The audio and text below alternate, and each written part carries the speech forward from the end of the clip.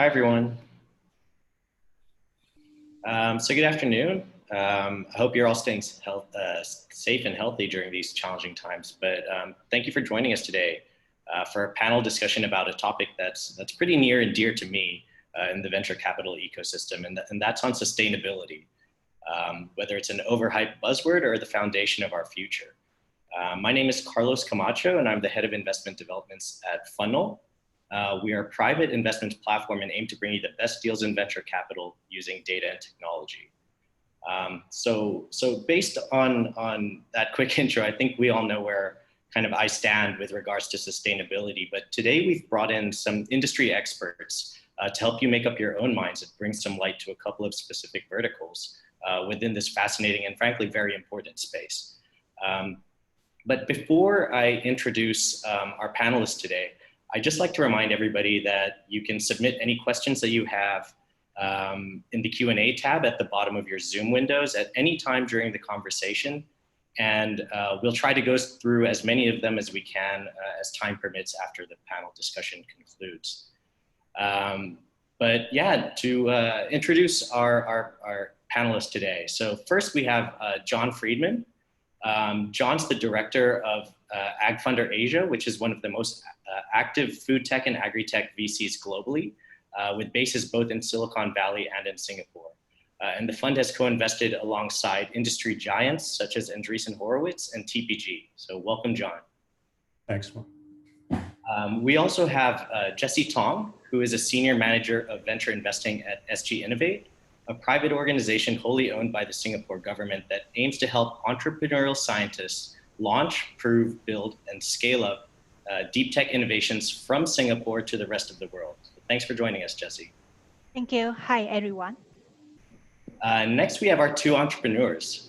So firstly, we've got Sandhya Sriram, CEO and co-founder of Shiok Meats, an exciting Singaporean company that plans to develop cell-cultured meat from stem cells as a sustainable alternative to seafood. So great to have you on, Sandhya. And last but not least, joining us is Adi Reza Nugroho. He's the CEO and co-founder of Mycotech, an innovative Indonesian biotech company that uses mushroom mycelia to create biomaterials used in a variety of different applications from fashion to construction. So welcome, Adi. Thanks, Carlos. Hi, everyone. All right, so now that we've got the introductions out of the way, let's just jump right in, shall we? I'd like to really start off the discussion here with our two entrepreneurs. So could you just very briefly walk us through your journeys and share perhaps why you decided to start your companies as well as what you aim to achieve when you started your companies? Let's go ladies first. Let's start with Sandhya. Right, so thank you very much. Pleasure to be here. I think the main reason for me starting this company was my expertise and my education has been on stem cells throughout my life, right from my undergrad through master's to PhD. Was working on the healthcare side of things with stem cells and then later realized that that's going to take way too long and I may not do it in my lifetime. So decided to go after something that was more achievable, that was interesting, and at the same time, something that people will enjoy whenever they buy it or consume it, and what better way to do that rather than food. So I went after, so we are doing cell-based seafood, specifically concentrating on crustaceans, which is shrimp, crab, lobster. We all love our shellfish, but there is a lot of issues with that industry. And at the same time, I think it's one of those industries that has been tainted with a lot of viral diseases as well. Recently, there's been a huge viral outbreak on most of the shrimp farms in China. So we're seeing a lot of fluctuation in the market pricing and the way things are going. So kind of combining my passion for food, sustainable food, but at the same time, combining my expertise and education was what I wanted to do. But at the same time, I've been a vegetarian all my life. So interestingly, I wanted to work on something that was ethical, that I could taste without feeling guilt about it. And that's exactly why I went after cell-based seafood. But of course, it has to make business sense at the end of the day. We are all here to, you know, it's not a not-for-profit business, it is for-profit business at the end of the day. So it has to make business sense on all angles. And it's a $50 billion industry that we are looking to disrupt. So the numbers look good. The passion behind it was good. At the same time, my co-founder Kai is also very passionate about sustainable food. And hence we said, why not join forces and go after it? Awesome. Thanks, Sandhya. And you, Addy? Yeah, thanks. So, so as introduction, so Mycotech is a biotech startups. So we provide high performance and sustainable biomaterial. So we started creating a leather-like material. So like the watch I'm using right here now, and then these are the sheets we create. So it's not a leather, but it's made from mushroom. So we started this starting from the research in 2014, and then we just recently launched into the market. We see there's a huge problem in the fashion industry, especially for the leather goods, because me personally, I love leather. It's very versatile material. It's been used by humans for over millennia, but there's a huge environmental cost. At least three things, like water. It's consume a lot of water. It's emitting huge of CO2, and it takes our land mass as well. So meanwhile, end consumer now are seeking more alternative material into a vegan leather.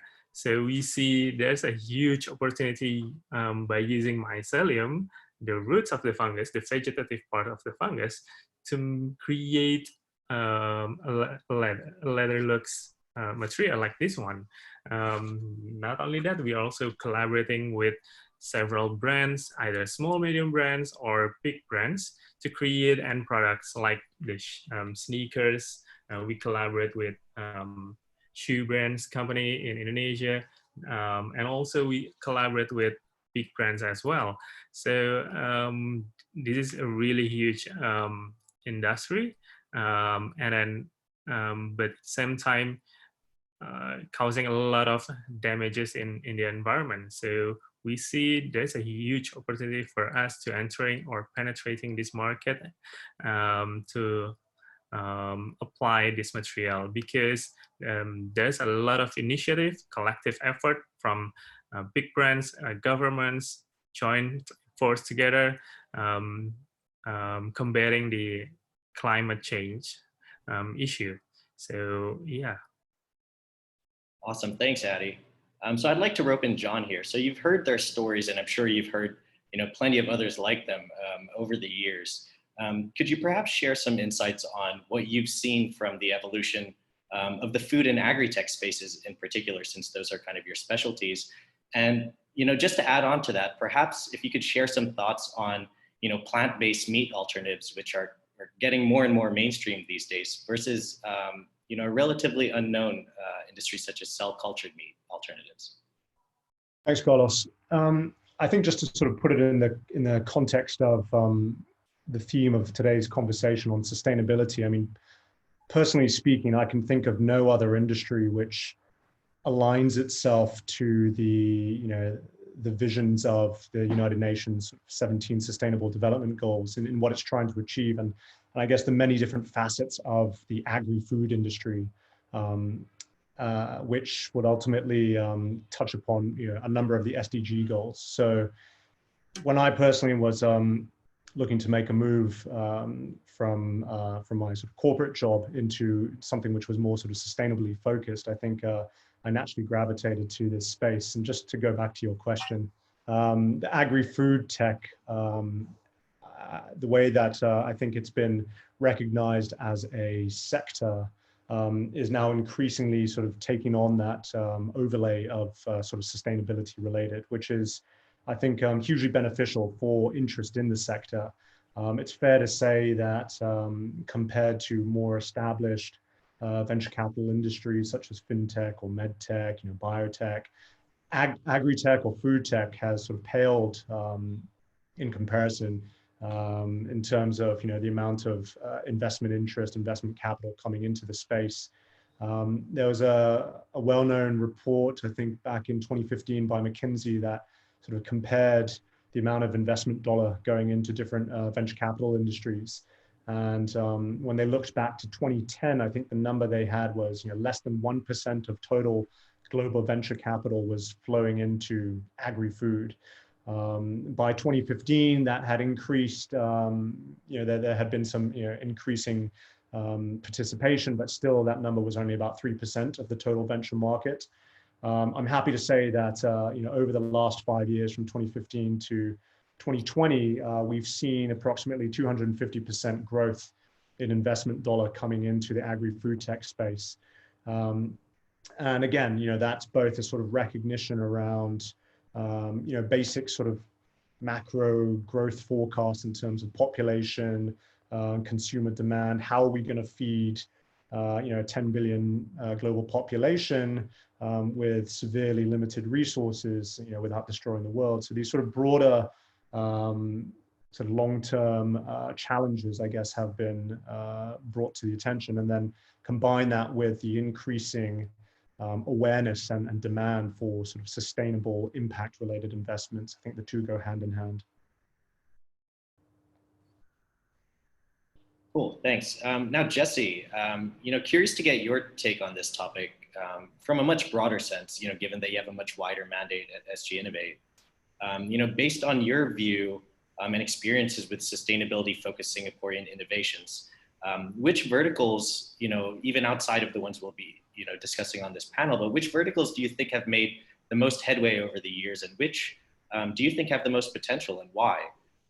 And then on top of that, maybe which did you come to expect, and which ones kind of crept up on you? Which ones surprised you a bit?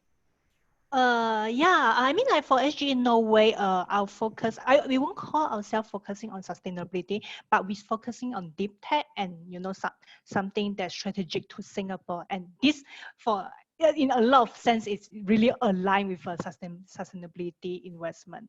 For sustainability investment, apart from agri-food tech, which we start to looking at it very closely, given current COVID-19 situation, we see a lot of our Singapore food supply chain get disrupted. So food security is very important for us. We also look very carefully towards energy usage, carbon emission, which is a very big one, because most people will, as you are aware, climate change is getting real and getting very disruptive. Singapore government are planning to spend 100 billion on defending themselves from the rising sea wave. So I would say that anything that deal with like clean water, anything that deal with more efficient use of energy, and anything that deal with food and agri-tech is going to be our main focus. So going forward, this is something that we are going to look very carefully on this. And something that you asked me to highlight on what actually caught us by surprise, I would say plant-based meat actually caught us by surprise, pretty much, because I mean, if you are from Asia, you realize that mock meat has been around for longest time, and it's really surprised that a Beyond Meat and such a suddenly pick up so fast. And when we evaluate it closely, we realize that it's very important that all these alternative meat or innovative food, they should try to integrate themselves into existing distribution channel, which that's why they can pick it up so fast. So they don't see themselves as a cool, alternative, innovative technology that ask their customers to come out and get it, but they integrate and try to be part of the food chain. I think that's why the adoption rate is so high. And of course, as John say, the moving trend really helps. If you spoke to the millennials in the West right now, a lot of them are really supportive of this plant-based diet. They are very concerned about the animal welfare, and this is a moving trend that's going to be huge in what is going to be the new adoption trend, in our opinion. Yeah, thanks, Jesse. And just getting back to plant-based meats, I realized that we didn't get to get John's take on it in the previous question, but I'm just curious to hear your take on these kind of plant-based meat alternatives versus cell-cultured meat.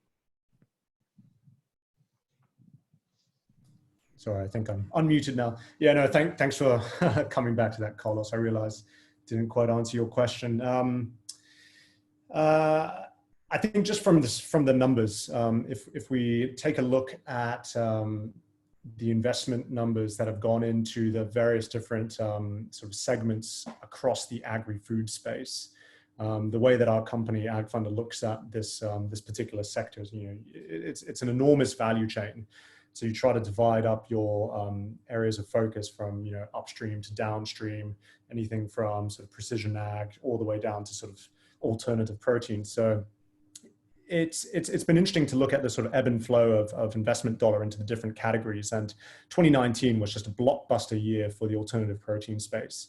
I mean, here in Singapore, obviously we had Impossible finally sort of coming to market. We had the Beyond Meat IPO, and there was just this sort of I guess the stars aligning for alternative protein as a whole to capture sort of both the consumer and the investors' attention and imagination. And part of that story was our very own Shock Meats here, and it's been a real sort of ride. I think just again comparing the numbers we had, let me just pull this up quickly.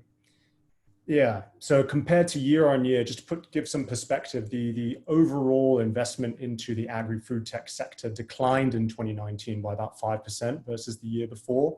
But again, you have to sort of put that into context of an overall 16% decline in venture capital investment across industries. So, net agri-food has actually done pretty well in sort of maintaining that level of investment interest. But when you drill down into the sectors, alternative proteins investments actually doubled year on year in 2019 to approximately $1 billion across early stage right up to sort of later stage. Some landmark deals. Besides obviously the public listing of Beyond Meat, you had Impossible Foods Series Z, 300 million. Obviously backed by our very own Temasek here. You had Perfect Day out of California raising a combined 175 million between both their Series B and Series C. And then you had, so that's all on the plant-based side. And obviously these guys have had somewhat of a head start. As Jesse says, we've been eating plant-based foods for millennia. This is nothing new. So from a consumer adoption standpoint, it was relatively easy. Obviously, there's a lot in terms of food technology, which has gone to transforming the product into a much more sort of convincing and desirable product and investment space. But from the cell-based area, which I think is really the sort of game changer for the future, and no doubt Sandia can speak more to that. But 2019 was kind of the pivot point in terms of broader awakening. We probably had, and again, Sandia can correct my numbers, but we might have had maybe a dozen or so cell-based meat companies globally in say 2017, 2018. Today, we've probably got close to 50 or more, both from the actual meat producers, the likes of Shock Meats or Memphis Meats out of the US, as well as some of these ancillary service providers like companies working on scaffolding or growth media solution for the meat producers themselves. So this subsector of alternative protein is really capturing the imagination and investment dollar. Just earlier this year in January, one of the original or early starters in the cell-based meat space, Memphis Meats, raised an eye-watering $161 million in their Series B, which prior to that fundraising, the cumulative investment that had gone into the cell-based meat space was about 155 million. So, overnight they pretty much doubled that investment dollar. So it's really an exciting space, I think, within the cell-based, and then combined to alternative protein. I mean, this is, if we're talking about impact and sustainability, this is really big. Okay, thanks, John. Yeah, we'll get back to cell-based in a bit with Sandia, but before we do that, just want to go back to Adi for a bit. So just how sustainable is your process or your technology and your product? And in what ways do you see it, contributing to making, a positive impact on the world? Yeah, true. So I think the idea of creating this ladder by using mushroom is how we can create a new paradigm to create something that is renewable. So For example, I already have a chart here. So compared to, let's say, animal leather, we don't have to grow the material for 2 years, and then it consumes less of water. And in terms of the tensile strength or the performance, it is similar to leather. And I think this is the good part is the price itself, the production. No, this one is selling price. It's half of the leather, animal leather price in the market, and the other advantage is it's not using any chemicals to produce it. So I think in terms of the sustainability, we can do vertical farming, so we can use less space to grow this material, and then it's really fast growing, but half the price. So another initiative we do in terms of measuring our impact is last year we measure our carbon footprint, collaborating with Australian-based carbon footprint consultant. So we see what is our carbon emission during 1 year of production, and then during that measurement, we see our activity. For example, what is the electricity we use, and then the commuting, about our employees, and so we measure all the aspects, and then we set it as a baseline. So in the future, when we want to scale up our production, we can have a certain policy that also align to reducing our carbon footprint, which also improve our impact as well. And I think the most important thing is how we can introduce this low carbon material, low carbon leather, to the customer, either for the brands or the users, because I think it's important to create a demand from the end consumer that knows, oh, this product is real, it exists, it's not a myth. Like you can buy it and you can feel it, and even when you touch it, you can say, I can believe it's not leather. So I think that's the important thing right now, is bring awareness to the people that this material is sustainable and also affordable for you. Mm-hmm. Great, thanks, Adi. And I know, Sandhya, you probably share a lot of the same kind of thoughts and challenges in terms of, convincing people that this is a real, or cell-cultured meats is a real thing. It's a tangible thing that we have today. But just wanted to ask from your perspective, how has the cell-cultured meat space developed these past few years?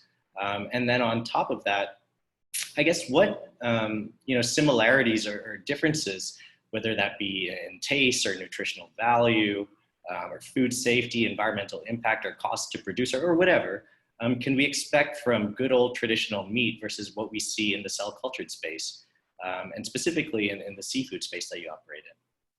Sure. So I can answer your first question now. So I think it's like extending what John said. So around 2017, 2018, we had actually lesser than a dozen companies that were working on cell-based meats. At that point, I think cell-based seafood, there was just one company in the US working on specifically tuna. But what's happened late 2018 and the entire year of 2019 is there was a huge boom in investments, starting up of companies, starting up of ancillary companies that can support cell-based meat and seafood. Like he mentioned, scaffolds, media, the bioreactor itself, engineering firms, regulatory firms coming up with, regulatory framework and all of that. So all of that has happened, I would say, very accelerated in about 18 to 24 months rather than what we would have thought of would be a couple of years.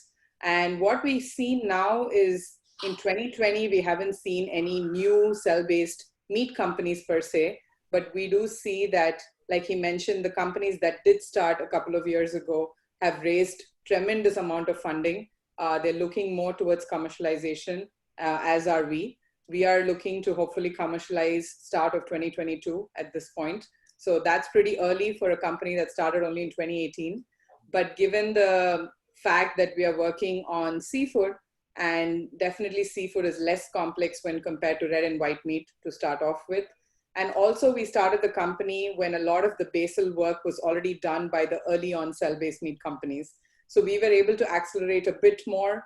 When we speak to investors now, the investors do know what is cell-based meats. We don't have to start from scratch explaining what the technology is, why we need to do it, and all of that. So that has basically accelerated the entire industry and the whole ecosystem of cell-based meats and seafood. Coming to your next question, we actually did a couple of consumer surveys, and it's been interesting. So when we did the survey in the West, people are a bit more conservative about cell-based meats when compared to normal meats that are out there. I'm using the word normal. But when you think about it, when we ran the same survey a couple of times in Asia Pacific, it's been pretty interesting where we have seen that people in Asia Pacific are actually more open to trying different types of food, specifically alternative protein. They're more open to listening about cell-based meats, what it is. They want to know more about it. They want to get educated. And when we educate them more, they're actually more interested. So on an average, we have seen that anywhere between 80 to 85% of the people came back and said that they will try cell-based meats at least once to know what it is, what it tastes like, what it feels like. Coming back to the aspect of how close is cell-based meats to the real meat is that it's chemically, physically, nutritionally, biologically exactly the same, except that it doesn't come from a dead animal. So we use the exact same cells from an animal. We put them in an environment which is very, very similar to the animal. So basically we're tricking the cells to think that they're still inside the animal. We give them the same temperature, the same pressure, the same humidity, feed them the similar nutrients that the animal would consume. And at the end of a couple of weeks or a couple of months, depending on what type of meat you're growing, what you get is actual meat. It's not fake, it's not synthetic, it's not a substitution. Whereas plant-based meats is a true alternative where you're using plants to make them feel, look like, taste like meat. So that means you have to do a lot of manipulations to the plant-based ingredient so that it looks, feels, and tastes like meat. Whereas with cell-based meats, the taste is inherent, the flavor is inherent, the nutrition is inherent as well. So theoretically, our products will be 100% exactly the same as meat that comes from a dead animal, but devoid of antibiotics, devoid of microplastics, devoid of all of the chemicals that are accumulated generally in seafood like mercury and arsenic and so on. But at the same time, we are able to also manipulate the nutrition. If you want us to add in more omega-3 fatty acids, then we can do that. If you want us to reduce the cholesterol and increase the protein, but keep the flavor close to what people are used to, then we're able to do that as well. So that I would say is the advantage of using cell-based meats over plant-based meats. Right, and I just wanted to ask as well on the cost to produce what you produce versus what it costs to harvest wild seafood. Yes. Could you expand a little bit on the differences there? Right. So like I mentioned, this entire industry at this point is about 5 to 6 years old. So when the first hamburger was made out of stem cells, it costed about, if I'm not wrong, about $300,000 US. Wow. And right now they're able to make it in a couple of $100s, if I'm not wrong, or at least in the low thousands. For us, we started off by making them at $10,000 for a couple of pieces of shrimp meat, honestly. But right now we are at somewhere between $4,000 and $5,000 a kilogram. And we intend to come down to at least $50 a kilogram by the end of this year. So you can see a substantial decrease in the cost. And this goes in hand with us, of course, doing in-house development to reduce the cost and scale up the technology. But at the same time, these ancillary industries that have come up and started looking at this industry as a big opportunity for them. For example, the pharmaceutical industries are taking big interest in this industry right now. They want to collaborate with companies like us to see how they can work with their expertise, their manpower, and their resources to help us move the industry forward. The feed industry that essentially feeds animals for slaughter actually is trying to collaborate, or I mean, we have seen successful collaboration of them with cell-based meat companies as well. So this is how substantially the prices are going down. So it's not, I don't think I should call a prediction anymore. It is for sure that in the next 18 to 24 months, we are going to see cell-based meats about 10 to 20% premium of what's available from the wholesale meat market of sorts. But then in the next 5 to 6 years, we are going to see that price substantially coming down again to actually cater or match up with the pricing that we see currently for the normal meats, and even go further down if possible when we scale up further. Thanks. And I guess just speaking on that topic of kind of big business. So Adi, we all know that, traditional leather, whether it's from cows or reptiles, is a treasured luxury good, especially here in Singapore, where there's seemingly endless women walking around with Birkin bags, and even the men are walking around with those little, man purses. But how exactly do you plan on competing with such an established market, such as premium animal leather? Or do you see yourself kind of working alongside it? And what other alternatives have you seen out there in the market? Yeah, thanks, Carlos. I would like to share a bit what is our collaboration with brands now. So we share our collaboration. So the first all is,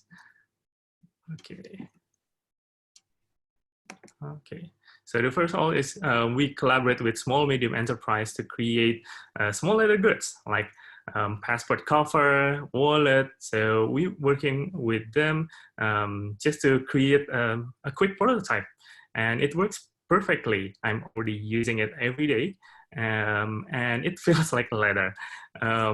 So these kind of smaller leather goods is now available on the market. Last year we launched it through Kickstarter campaign to sell our watches and some small wallet. And also we collaborate with big brands as well, starting from Itochu. Itochu is a Japanese company. They are actually a trader company. So they own several licensed brands from EU or US to be distributed in Japanese market. And we collaborating with them to export this material to Japanese market.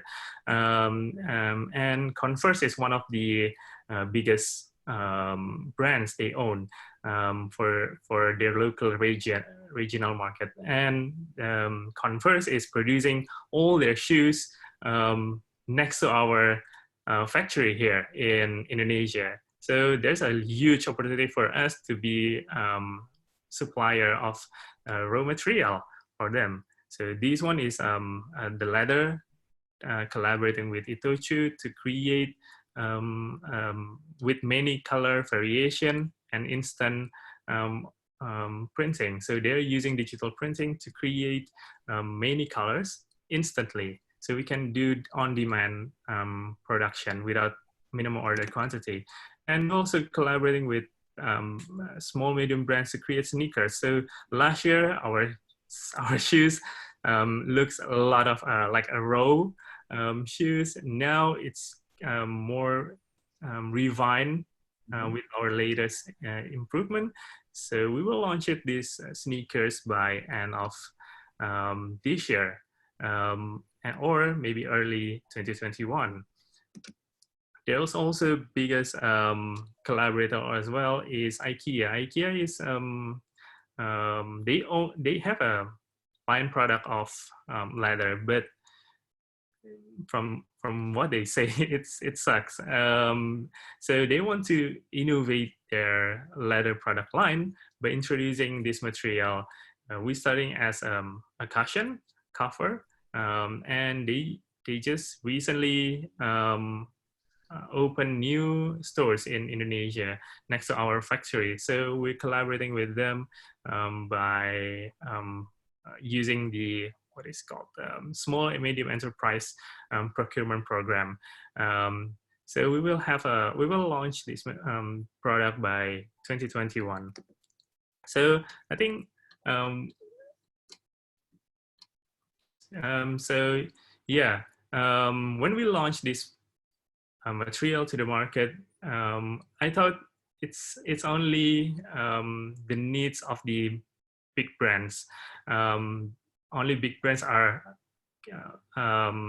interested to using this material, but it ends up that small medium brands is also willing to use this material because they see their customer, the end customer, is seeking new things, new alternative material, especially for leather. For the sneakers brand we work with, the main problem is the leather material is volatile in terms of the price and the supply. So they have to look another alternative.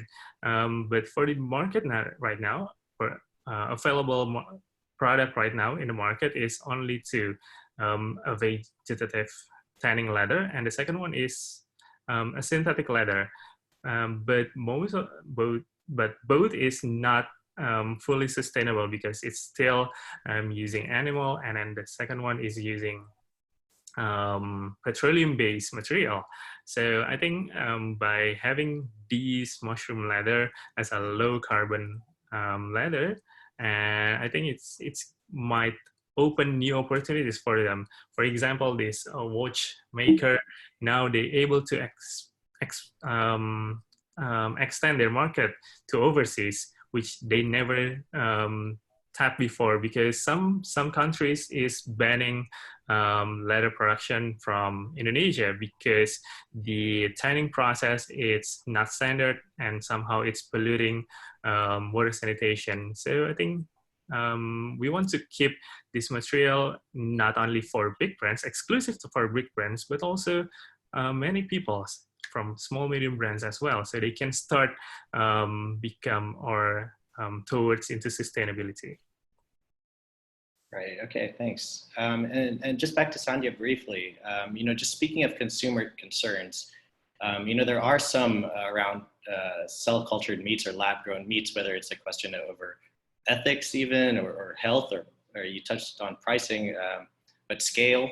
I just want to hear maybe how you would address some of those concerns, and you touched earlier as well on kind of the consumer education aspect of all this. How big of a speed bump is that going to be for a company like yours? Yeah, so what's been interesting is people are more concerned about how it's made. So the problem is that they don't have the right information, or they've been ignorant about it. So the problem is that since they don't have access to the right information, and since lab-grown meat has been, it's been called lab-grown Franken meat and all of the names that shouldn't be associated with food literally, finally we've settled on cultivated meat or cell-based meat, clean meat. But initially, there was a lot of questions on the safety of it, how is it made, it's another processed product, oh, it's made in the lab and all of that. But eventually, when we start explaining to people that every processed product that they're eating, let it be your chocolate drink, your chocolate, or any other, even your, your energy drink and so on, at some point was made in the lab. It was born in the lab at one point and then eventually made into a food manufacturing facility, and that's where it's made. And that's exactly where cell-based meats are. We are not going to keep making meats in the lab. That's not going to work for us. How do you think we'll scale up? It's in the lab because it's in the research and development phase. And I hate calling it artificial or lab-grown meat. I think cell-based or cultivated kind of fits the bracket very well. And eventually we are going into a manufacturing facility that is completely food safe. The ingredients that we want to use are edible and food safe as well. So essentially the manufacturing unit is going to look like a brewery, but instead of brewing beer inside all of those huge tanks, it's your meat and seafood that's floating in the nutritional liquid that's completely edible again. And eventually the product you're getting is as clean as it can get with the highest nutritional quantities that you can get. So that's what it is. And once you start explaining this to people, so a simple infographic of what cell-based meats is, like for example, comparing it to greenhouse plants. So the vegetables and fruits that you get from the greenhouses are still vegetables and fruits. They aren't grown in a land or a farm, but they're still grown in a controlled environment. they are the same as what you would grow in a huge farm. So when you start comparing and educating people about all of this is when they also start understanding that it's not something that they have to be scared about. In fact, they want to learn more about it. So how we are doing this as Shiok Meats as a company is our website has a lot of details. We put in infographics to make people understand. And at the same time, we are soon going to add on an FAQ page where we have collated all of the concerns that we have heard or we have got from our potential customers. We're going to answer all of those and put it there on a page so that people can actually refer and go back to it with references and fact checking. It's not just answers that we are giving. It is actually proven and so on. So these are some of the things that we are doing. At the same time, we work very closely with the Good Food Institute, which is a nonprofit organization present all around the world that talks about plant-based and cell-based meats and advocates for it. There's Food Frontier, another organization very similar to the Good Food Institute in Australia. We work closely with them as well. In fact, we have also seen that a lot of investment funds, inclusive of Act Funder, Big Idea Ventures, and so on, they're also doing a lot of consumer education, you know, simple things like posting about cell-based meats, its facts and what it is. A simple infographic on social media is very important as well. The more and more people see it, the more and more they want to know about it, and the more and more their minds open about it as well. So that's kind of what we have seen. And like I've mentioned, in Asia Pacific, people are definitely open-minded. So we are very excited about that fact.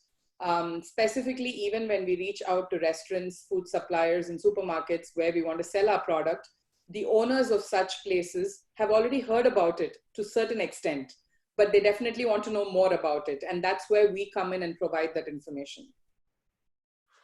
Great, thanks, Sandhya. Sure. Now back to our two investors, just because I know we have a lot of investors on the line at the moment. I just want to know, how do you look at sustainability and social impact when it comes to looking at potential investments? Is it something that you actually try and quantify and build into your theses, or is it more of just a nice to have? Let's start with you, Jessie. Thanks. I would say that it's at the nice to have. As I say, we are actually in a way, our mandate is really to invest in deep tech startups, and that is strategically relevant to Singapore. So I mean, just putting two together, a lot of them is going to tie into sustainability type of startups. So I have shared that we invest in like companies that do clean water. We invest in companies that try to optimize the use of energy. For food tech wise, we invest in companies that do food supply chain tracking, which is a very big issue for Singapore. So so for us, it have to solve a problem, and to us, sustainability is a looming problem. We have issue like, you know, like 70–80% of the fresh water is used for agriculture. 85% of the land are used in providing proteins, but there's only supplying 18% of the total calorie consumed. And as we know, with more of these the developing countries are going to move into developed countries, they are going to demand more calories. So we're going to have a big supply and demand gap. And this is a big problem that we see. And whether they are sustainable, and sustainable is a big problem that we are going to see. And that's why I would say that it's not going to be a, yeah, by the way, it's sustainable. It is a trend, it is a problem that we need to solve, and that's why we are looking at it. Thanks, Jessie. And you, John? Yeah, I think, yeah, the idea of sort of doing good at the same time through one's investment, the sort of impact investment thesis is undisputable at this point. There is such a clear body of sort of empirical evidence pointing to the sort of the long-term outperformance in quote unquote sustainable or impact investing as a compared to, you know, non-impact related investing, that no one can necessarily you know, claim that it's just hype right now. I don't think I explained that well, but I think you got the gist. You know, the number of sort of conversations around sort of food and ag and even taking on these sort of investment, the investment angle that have arisen sort of in this COVID environment, and what has COVID done to sort of raise awareness on sort of our food system and supply chains, etc. I think it's been very interesting because, last year the Singapore government came out with its 30 by 30 sort of mission statement. But, I suspect if you polled the general population, like, what percentage of Singaporeans or residents would even have heard about it.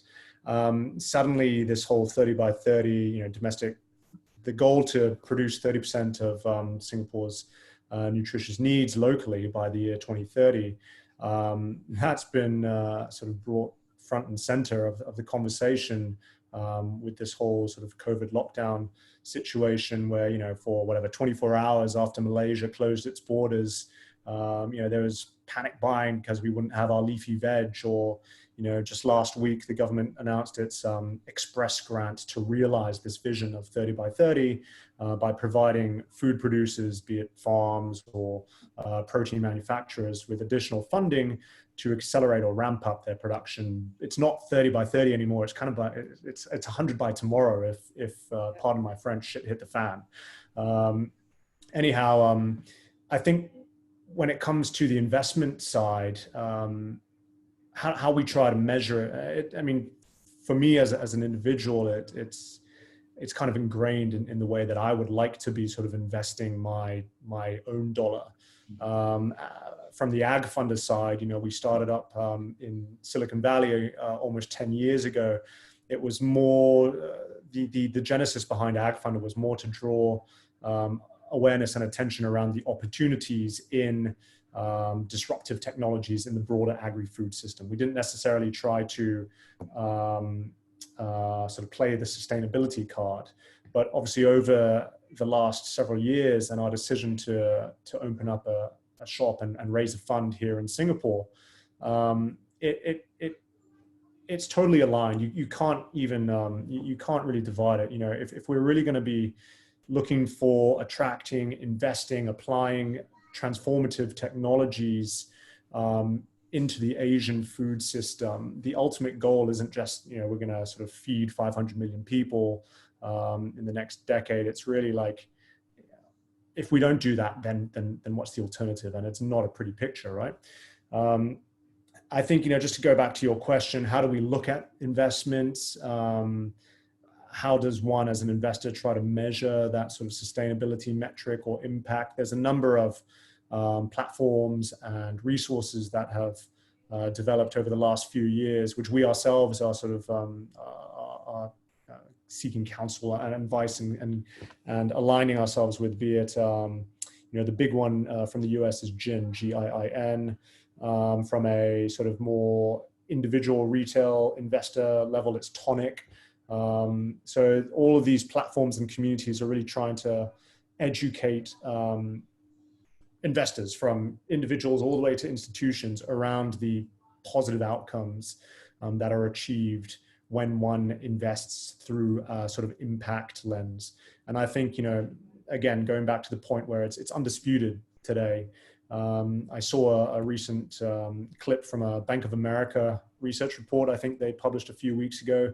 Throughout all this sort of market turbulence that occurred over the past month, COVID related, proof in the pudding, amongst all the companies in the S&P 500, companies which score in the top 20% of their sort of ESG metrics actually outperformed the broad index by 5 percentage points in the month of February and March. And that's a significant margin. So again, it's indisputable at this time, I think. Right, yeah, thanks, John. And that kind of leads me nicely into my last question for the entire panel here, given we're running a little bit short on time. But you mentioned, a lot of the resources and a lot of research done on sustainability is being done in the West. So the West does seem to, have a bit of a jump on us here in Asia when it comes to setting trends in sustainability and social impact. But what do you all think has to happen or change here in Asia for sustainability-focused companies, like Shogmeats and Mycotech, as well as companies in other verticals, you know, what kind of changes have to be done for these companies to become more mainstream and more front and center? And for you, Jesse, in particular, you know, having your unique perspective, perhaps you can add, you know, what the Singapore government is doing to support these types of innovations. So I guess I'll go first. Sure. Sure. I mean, for me, that for a company to become mainstream, they have to really integrate themselves into the current distribution channel, current infrastructure, current how it works. For food and agri-tech industry, it's a very entrenched industry. So, that's why I use Beyond Meat and Impossible Burger as an example, because we have smoked meat for so long. But how do you become you can't just brand it and say you are sustainable and hopefully the whole business model take off. Eventually, you still need to, you know, put yourself into a distribution channel, make sure your customer are able to get it, make your brands out there, make sure that customer demand it, because eventually all the various stakeholder in the industry is there to make a living out of it. So to become mainstream, you have to, I would say you have to become them. But of course, because your technology is so unique, your technology and your business is built on the idea that you are sustainable, you use less water, you use less resources, then eventually we'll go into the point that you know, as we make money, it's not so damaging to the earth. Then for your second question of what is the government is doing, I would say Singapore government is one of the more forward-looking and more innovative government out there. I mean, they come up with so many various grants, various programs. Each of the different ministry actively work with a lot of startups. I mean, even though a lot of these companies are coming from the West, you realize that they actually have a lot of problem when they want to go through their regulatory. But on the other hand, our regulatory, our government is the one that asks these startups, saying that, hey, what are the new things that you think that can work on? So for example, John have mentioned that because of COVID-19, they come up with a 30 million grants in like over a few weeks' time. That's one way of like the Singapore government is trying to work with them. And during the budget 2020, the Singapore government also announced that they're going to release $300 million in investment dollar, which is going to be deployed in healthcare, in agri-food tech. So I think if you're a startup that looking into, you know, either agri-food tech culture or sustainability type of solution, as long as you can prove that your technology is really better, it's very unique, you are solving a big problem, and your business model is there, I'm sure that there's investment money that can go into it. Thanks, Jesse. Maybe Adi, we go to you next. Yeah, true. After we're doing product market fit in last year, we have a conclusion that the demand is there.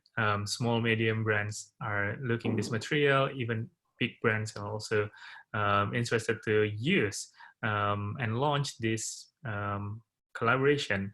So I think now our challenge now for us is how to scale up this product, this manufacturing. So to be honest, compared to leather from, let's say, calf or cow, that's more not scalable compared to them. I mean, they're not scalable because what we do now is we produce this material.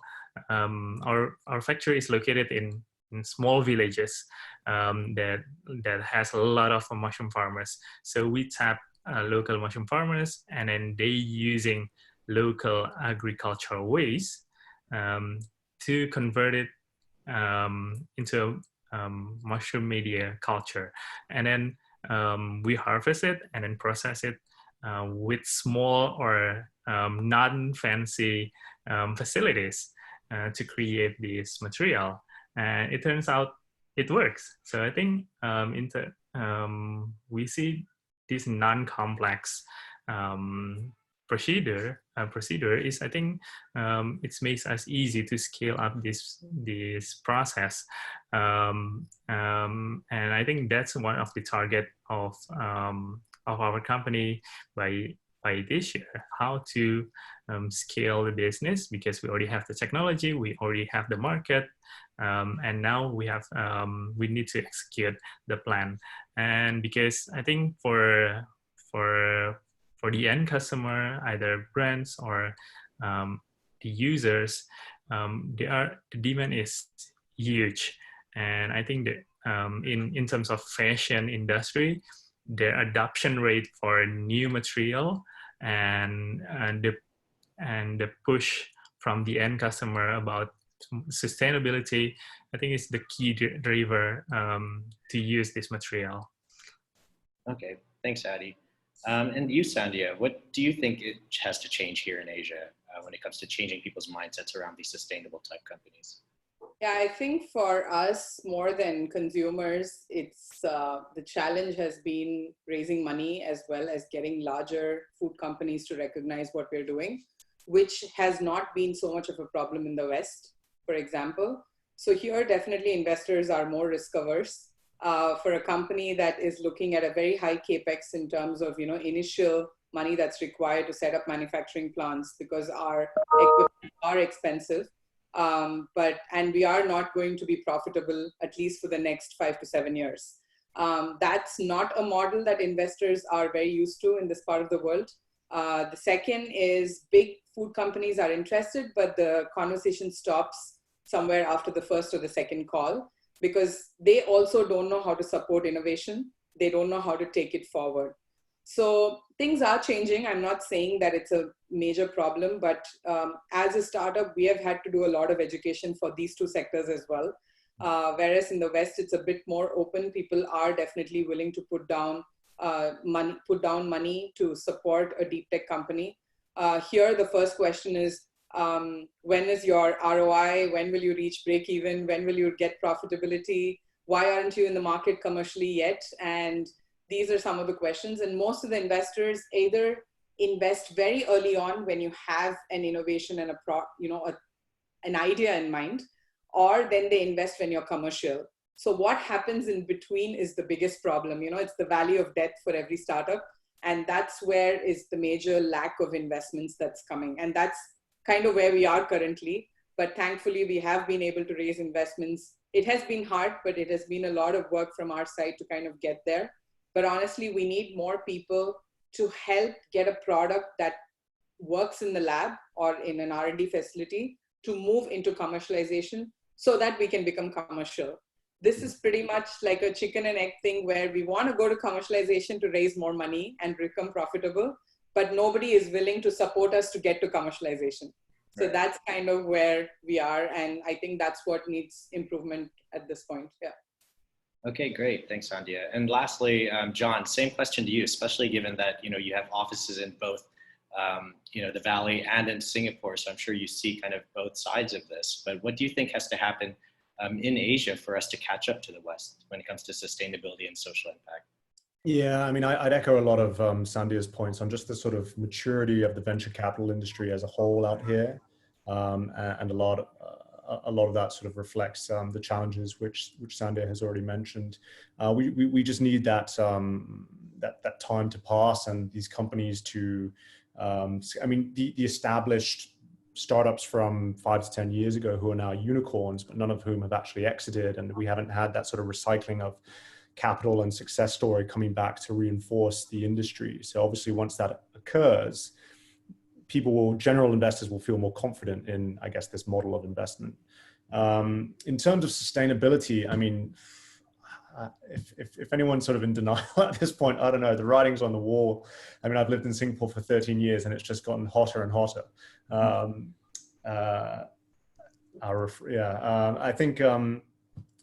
think it would be great to see, one of these more sort of sustainable focused startups having an exit, an IPO on one of the regional stock markets, for example, just to sort of, put the flag down and say, look, we're an Asian story, Asian originated, and, we're going to list here and everyone's going to come and invest, as opposed to always flocking to NASDAQ or the US.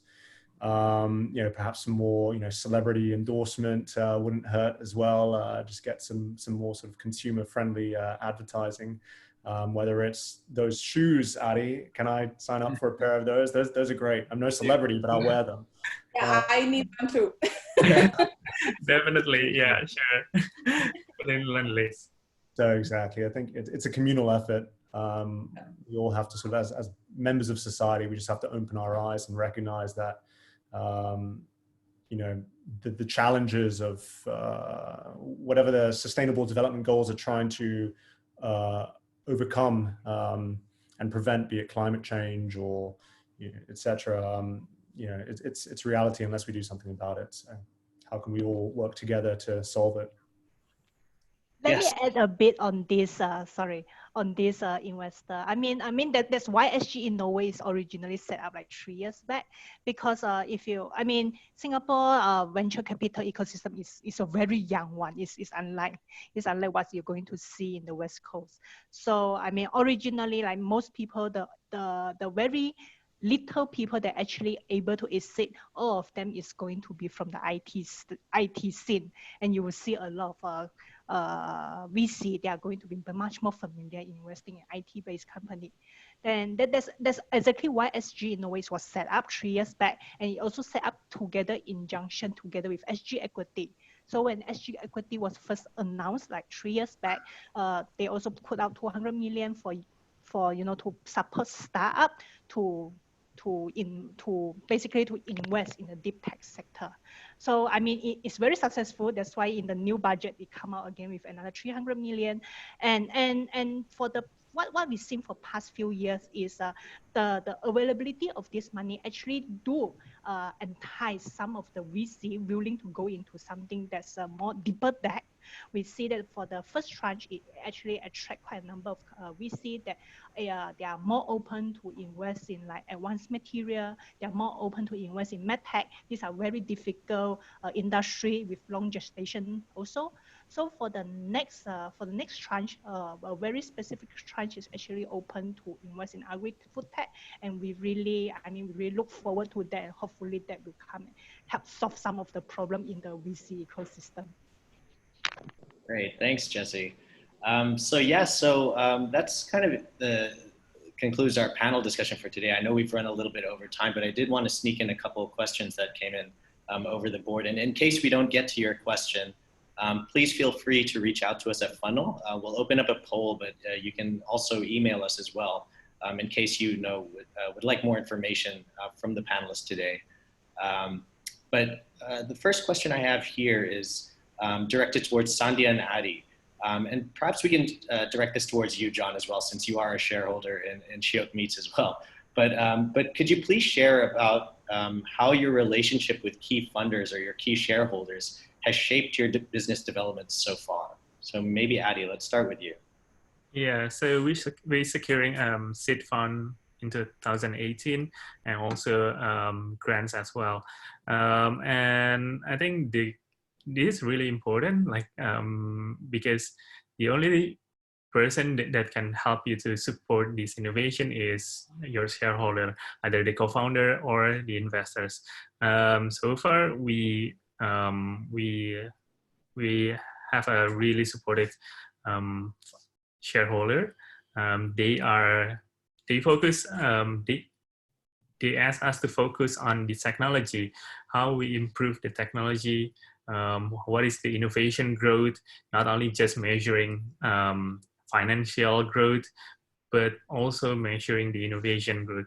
So I think that's important because it is crucial when we develop new materials, new innovation, that we have in the same page. I think it's really important. And I think it's also similar like what Sandhya mentioned, that we have to distinguish between the investor that is looking for, into the commercial side, or in the early stage that they're willing to invest in develop new ideas.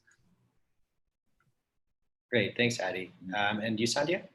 Yeah, I mean, I think relationship with our investors is very, very important for us. I think Kai and I value it a lot, and I think John can vouch for that. But we have been very, I would say, picky with our investors. At least we have been in that very fortunate situation where we could choose our investors, honestly. So we were very strategic. We have to have a good rapport, good conversation with these investors. We have to be comfortable speaking to each and every one of them. And at the same time, at the end of the day, we're looking for investors who can help our business grow. I mean, our vision and mission has to be aligned, but at the same time, they have to be able to, you know, introduce us to the right people, introduce us to more investors for the following rounds. I mean, that is key. And they should also eventually be able to do follow-on investments as well, at least 30% of the investors that we have on board. So for example, Shiok does this simple thing where we send an email to all our investors once in 2 months with like latest updates. And then we list all the key issues that we're facing or some action items that we need help with. And that's how we kind of maintain a very close conversation with our investors. Compared to that, we have other investors that are more active with us. We WhatsApp chat with them, we get on a phone call with them. It's pretty much, I mean, it is like getting into a marriage, literally. You know, it's like your co-founder is your partner, whereas your investors are all the other family members, literally. So it's kind of maintaining that relationship, getting to a point where you're super comfortable saying that, you know what, we're having issue with this. Can you help us? Can you lead us in the right path? Can you introduce us to somebody else who has faced the same issue and we want to know how things worked out for them or what did they do about it? So I think it's a very important, it's not just money. We don't want just money. I think just money can be got through loans and so many other options. We're looking for people who can invest their knowledge, their contacts, as well as, you know, believe the vision and the mission of the company. And John, as a shareholder, maybe you have a different view on this? No direct response to Sandy's comments. I'll throw up one of those. No, I think I can answer. I can sort of lend an opinion on from the perspective of AgFunder, as you know, we have been sort of invited here to Singapore to be part of this ecosystem development. One of our key sort of supporters, financial supporters, is the Singaporean government and Enterprise Singapore. And so, you know, that, you know, speaking, you know, very sort of transparently, you know, I think the way that we sort of designed our program, we run an accelerator program for agri-food tech startups based out of Block 71. You know, a large part of, I guess, the influence in terms of who we chose to bring into that first cohort and what the sort of the sectors of companies which we'd be investing in align with the sort of Singapore food story. And that's, you know, by no coincidence, obviously. So, you know, alternative proteins, controlled environment, agriculture, digital supply chains, food waste valorization, all of these have, you know, relevant application to Singapore and, you know, how we as a consumer society will evolve over the next 10, 20, 30 years beyond 2030. So yeah, I think similar to the other guys, you know, you obviously have to sort of know what your shareholders want and who your supporters are and keep everyone happy. Yeah, keep everyone happy, I like it. So next question here is directed towards Sandhya, but perhaps we can rope in Jesse as well. But it says that regulations for food ingredients and food in general differ, you know, widely across the world. Singapore has stricter criteria for proteins and ingredients than compared to the US and Europe, for example. How has this affected kind of your business, Sandhya? And maybe Jesse, you could touch more from the government side. What has the government been doing regulatory-wise to enable more innovation in these spaces? So there are a couple of reasons that we are in Singapore and we want to set up our manufacturing plant in Singapore. And one of the top reasons for us is the Singapore Food Agency, which is the regulatory authority, is actually very supportive of alternative proteins. They've actually come out with a sort of semi-framework for the regulatory, you know, what's required, what's the application going to look like, how long it's going to take, where are they going to slot cell-based meats and so on. So interestingly, Singapore is actually one of the first ever countries to come up with such sort of framework. I mean, we were expecting it to be the US with the FDA and USDA, but things have pretty much been a bit slow on that side. So Singapore has pushed that, and we're very happy where we are. At least we have a sense of direction as to what needs to be done and what's the sort of paperwork we need to get ready with and so on. So I would actually say, even though Singapore has stricter regulations, and that is because we regard food safety and security at the highest, but at least we have very specific guidelines, which is easy to understand, easy to follow. And if you send an email or contact the SFA, they will actually get back to you with a response. And they're willing to set up a meeting with you. They're willing to sit and discuss with you. They're willing to listen to you, which is so important as a new product that we're bringing to market. So having said that, we are happy where we are with SFA. And at the same time, when we spoke to the neighboring Asian and APAC countries, they regard Singapore's food agency as one of the highest, like the gold standard for food safety and security. So they are pretty much like, if you get approval in Singapore, then it's a done deal for us. Then come to us, you know, we'll most probably just look at the framework that Singapore's put together. We'll probably just use the same thing here. And that's the way we'll approach cell-based meats and regulate them as well. Yeah, I totally agree with Sanya. As I mentioned just now, I think Singapore government is one of the most, I think, startup friendly and innovation friendly government around the region. They actively look for new technologies, new innovation, and trying to bring them into their regulations. And we don't just see this in food technology. We see this in fintech also. MAS are putting a lot of work into this to bring in fintech innovation. We also see this in medtech industry. So, I mean, food is not the only industry that's regulated. Medtech is also a very highly regulated industry, and people has been selling all the various medical devices and therapeutic all over the world. And I wouldn't see this as a barrier of, as a challenge. In fact, the way we see is, in fact, it is a very strong barrier of entry, because if you can get all these regulator on your side, that means that you are the one who are approved to sell into the market, while the others can't actually just go into the same industry easily by copying the same thing. So, so I mean, a lot of people would like to, you know, compare this to an IT startup. You know, you just create a Instagram or Twitter and hopefully automatically adopted. But food industry is not like that. It's very entrenched. MedTech industry is not like that. Fintech is also not like that. But they have their beauty in it, and there's something that and in fact the regulation is there to protect both the business and the consumer. Yeah. Thanks, Jessie. I know we are running short on time, so I just wanted to give each of the panelists an opportunity to make any closing statements or share any closing thoughts around this issue of sustainability. So let's just go down the line here. Let's start with you, Adi. Yeah, I think during this challenging situation, retail industry, especially fashion, is the second industry that hit by this pandemic.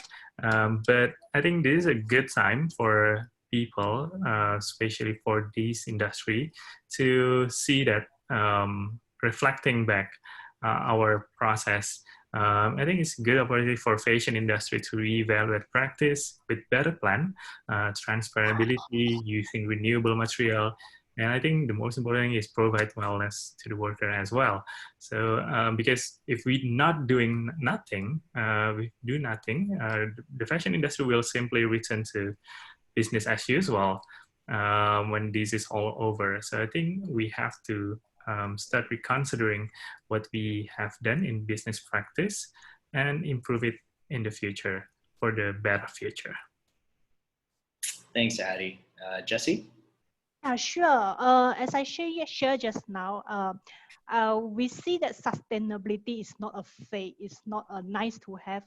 It's actually a real problem, a looming problem that actually threatening, you know, our livelihood. Either we here at Singapore or even the whole world. I mean, a problem means that there's a lot of opportunity. That means that they are offering they are asking for a lot of solution. So it's definitely a very good opportunity for startup, for new innovation to come in and tackle it. For SG Innovate, our stand is always that we don't just invest, we also try to support the entrepreneurial scientists. We try to educate the ecosystem. That's why we are very interested to look into this new industry, new vertical like cell-based meat, like quantum computing, because we realize that to bring this to make it into a sustainable business, to bring this to consumer, it relies a lot of education, and we also, you know, basically bring all the stakeholders down to bring them together. We try to push this forward. Thanks, Jesse. Don? No sage words, I'm afraid, but yeah, maybe just a challenge. Like, you know, hopefully everyone's got in the back of their mind, how are we going to come out of this sort of COVID situation, lockdown, whatever else, come out of it sort of more purpose driven and with some sort of positive learning experience to sort of change our habits. As you know, to Addie's point, the worst thing that could happen is, you know, everyone goes back to business as usual. And, you know, I think hopefully this experience, which, you know, silver lining, I think, is, you know, globally everyone is experiencing the same thing. It's not, you know, one geography, you know, is like SARS was, or something where the West just didn't really have a clue what was going on in Asia at that point in time. What I'm trying to say is, hopefully as a society, we can all emerge with a different mindset about how we go about doing things. And from this, you know, panel discussion, it's sort of around, my purpose would be more around sort of sustainable impact related investments, obviously appealing to the investor audience on the call. You know, think about, you know, how you're making your investments, and ultimately, you know, put your money where your mouth is. Think of the alignment in the sort of agri-food space. So I applaud Sandhya and Adi in doing what they're doing and making those changes. Thanks, John. And Sandhya? Yeah, I think as unfortunate as where we are currently with the COVID situation, I think a lot of things have surfaced through the entire thing that's happened in the last few months. Even though the virus hasn't been proven to be from wild animals or from the meat market, but people have started thinking about it. They are contemplating whether they should continue eating meat or where are they sourcing it from. So I think even though the situation is unfortunate, a lot of good things have come out of it. We have seen that pollution is lower in most of the cities and countries because we aren't really operating as we should be operating. At the same time, people have more time to think. They have more time to read. They have more time to reflect on what they're doing in their life. I'm not talking only about food, but I'm talking about, do you leave the light on for longer than before, or even simple things like that, you know? So given that, I think a lot of people understand that sustainability is not something that's good to have, like Jesse said, but it's a need. And now they recognize that sustainability is required in every sector of their lives. It's right from fashion to, you know, electricity to food to education to everything, literally. And I think all of it is coming together and people are thinking more, which is great. And they're willing to listen and learn more, which is why we are here as well. We're happy to educate customers, talk to them about it. In fact, if anybody emails us with even a random question, we're happy to reply to it. And we've realized that some of the questions are very repetitive. That's why we said we'll put a FAQ page on our website that kind of answers all of them so that people can actually go there and refer to it. Perfect. So again, thank you to all our panelists today, John, Jesse, Sandhya, and Adi. Thank you also to all our listeners for joining us today. I hope you found the discussion as insightful as I did.